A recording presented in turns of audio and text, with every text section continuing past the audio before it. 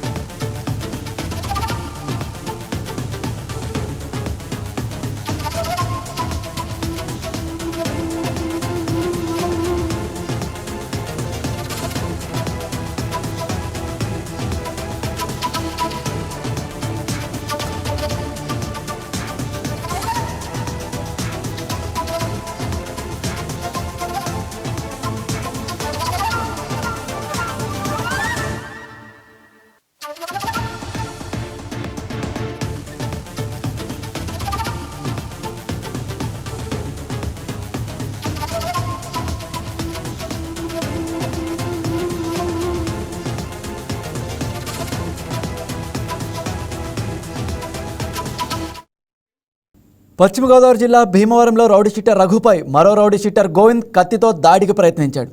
ఓ హత్య కేసుకు సంబంధించి కోర్టు వాయిదాకు వస్తున్న రఘు కారును రౌడీ షీటర్ గోవింద్ తన కారుతో ఢీకొట్టి దాడికి ప్రయత్నించాడు. అయితే పోలీసులు అప్రమత్తంగా ఉండడం వల్ల రఘు త్రుటిలో ప్రాణాలతో బయటపడ్డాడు. దీంతో గోవింద్ అక్కడి నుంచి పరారయ్యాడు.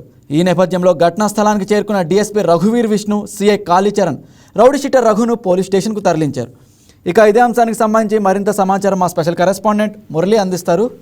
Yes, good evening Murali. ఇక భీమవరంలో రౌడీ షీటర్ రఘుపై మరో రౌడీ షీటర్ గోవింద్ కత్తితో దాడికి ప్రయత్నించినట్లు తెలిసింది. దీనికి సంబంధించి మీ దగ్గర ఉన్న సమాచారం ఏంటి? Good evening Raj Kumar. పాత కక్షల నేపథ్యంలో భీమవరంలో అయితే రౌడీ షీటర్ల ముఠా స్వైర వ్యవహారం చేసిందని చెప్పుకోవచ్చు. పోలీస్ స్టేషన్ నుండి కోర్టుల నుంచి బయటకు వస్తున్న సమయంలో ప్రత్యర్థులు అంటే రౌడీ షీటర్లు ఇద్దరు అంటే రెండు కార్లు ఢీకొట్టడంతో హత్యాయత్నానికి ప్రయత్నం చేశారని చెప్పుకోవచ్చు. పాత కక్షల నేపథ్యంలో రఘు ముఠాపై మారణాయుధాలతో దాడికి విఫలయత్నం చేశారని చెప్పుకోవచ్చు. 2017 పోలీసులు రఘుపై కేసుకు సంబంధించి అయితే రఘు గ్రూపు శుక్రవారం కోర్టుకు హాజరయ్యారు. ఈ నేపథ్యంలో గోవింద్ గ్రూపు ఒక్కసారిగా దాడి చేయడంతో అయితే ప్రత్యర్థులు దాడి నుంచి తప్పించుకోవడానికి రఘు పరారయ్యారని చెప్పుకోవచ్చు. ఇదే సమయంలో పోలీసులు అప్రమత్తమయ్యారు. పోలీసులు వచ్చిన వెంబటే గోవింద్ గ్రూప్ కూడా పరారైందని చెప్పుకోవచ్చు. పోలీసులు అలర్ట్ అయ్యి రఘుని పోలీస్ స్టేషన్ కు తరలించారు. పరారైన గోవింద్ రౌడీ షీటర్ గోవింద్ కోసం అయితే గాలిస్తున్నారు రాజ్ కుమార్. Yes, okay. ఏకంగా కోర్టు ఆవరణలో ఇది జరగడం ఎలాంటి తీవ్రతకు దారి తీసిందంటారు?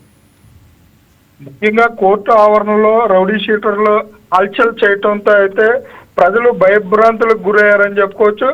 కోర్టు ఆవరణలో అంటే ఒక వాయిదా నిమిత్తం రౌడీ షీటర్ రఘు అయితే వచ్చిన నేపథ్యం అంటే రఘు కోర్టు వాయిదాకు వస్తారని తెలుసుకున్న వేరొక రౌడీ షీటర్ గోవింద్ ముఠా అయితే కాపు కాశారని చెప్పుకోవచ్చు. ఒక లాయర్ సింబల్ ఉన్న కారుతో అయితే కాపు కాచి ఉన్నారు. ఇంకొక వేరే మారుతి కారులో వాయిదాకు వచ్చిన రఘు బృందాన్ని ఫాలో అవుతూ వచ్చారని చెప్పుకోవచ్చు. ఫాలో అయిన నేపథ్యంలో కోర్టు సమీపంలోకి వచ్చిన తర్వాత మాటు వేసి ఉన్నారు. ఈ రఘు కోర్టు వాయిదాకి వెళ్ళి బయటికి తిరిగి వస్తున్న సమయంలో దాడి చేయటంతో అయితే అక్కడ ప్రజలందరూ కూడా భయభ్రాంతులకు గురయ్యారని చెప్పుకోవచ్చు. ఈ నేపథ్యంలో పోలీసు అప్రమత్తంతో ఉండటంతో ఒక ప్రమాదం తప్పిందని చెప్పుకోవచ్చు Raj Kumar. Yes, okay, right. Thank you Murali.